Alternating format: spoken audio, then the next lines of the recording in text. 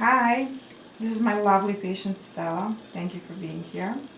I've been getting a lot of requests to explain my approach to the lower face restoration.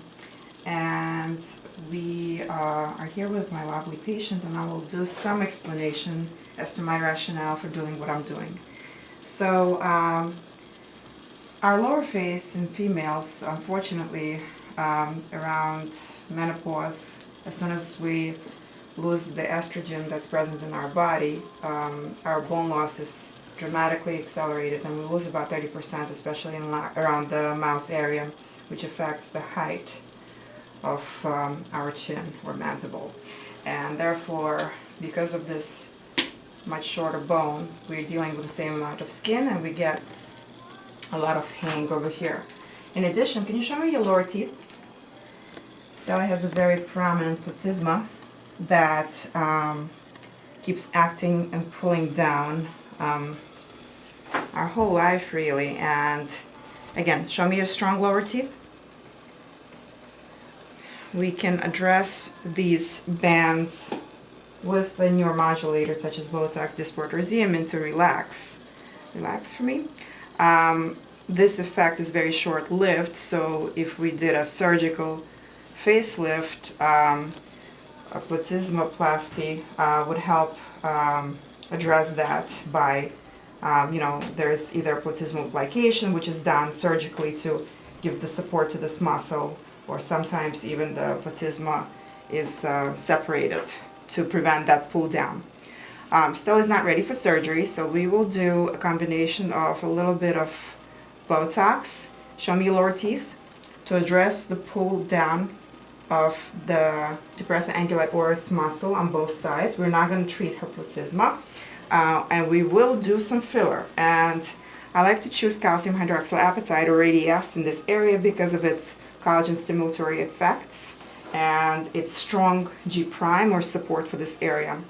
And I will subsize these deep lines and fill them at the same time, and you'll see my cannula technique where with one entry point I can actually address both of these and these areas. So we're getting ready. Relax.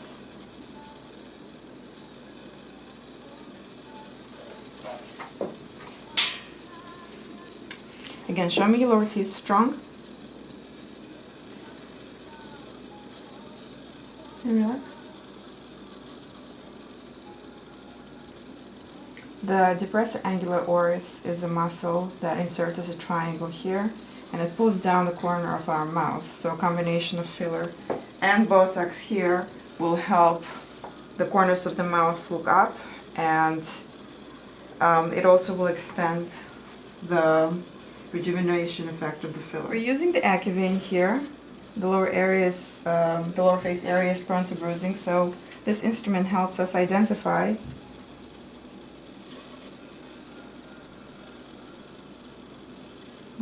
small pinch, an area that's less vascular, if you will.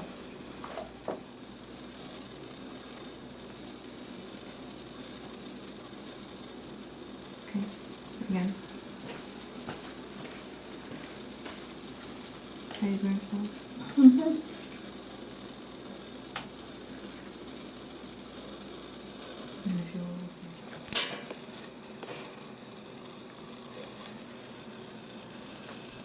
You can see how with this cannula the entry point is allowing me to reach all the way up to the nasolabial fold and address the lower face as well, the medial fold rather.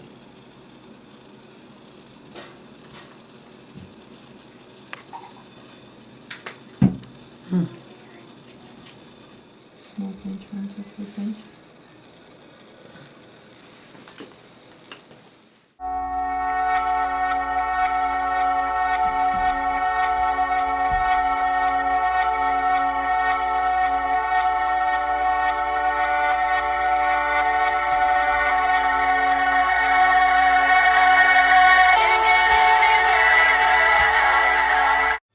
I'm placing small aliquots of Radiesse as I'm subsizing and doing a little filler. Excellent. So I like to, when I do this, I like to cross-hatch my injections to give the most support. So we're doing the second part. And if you can put your head back for me and turn. And this instrument nicely shows how we're sort of walking in a minefield of vessels. And I'm going to pick a spot, a little pinch.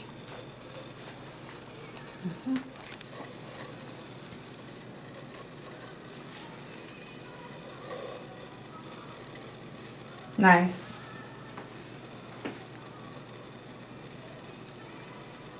Okay, put your chin up for me. Chin up for me. It's a little uncomfortable, but this stuff has numbing in it, so it becomes very tolerable very quickly. Just from personal experience. You scared me. Sort of. We're doing a little vibration on the collarbone here to distract.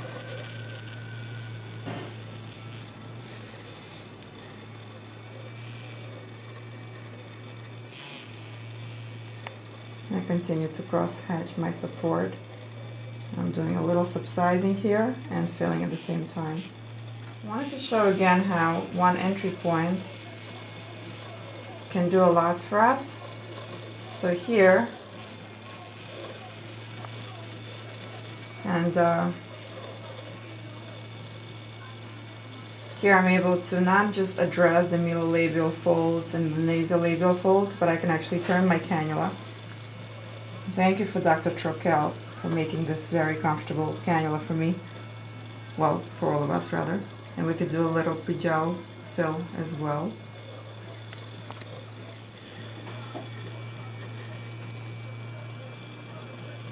And we're going to finish with this tiny bit of... Can I?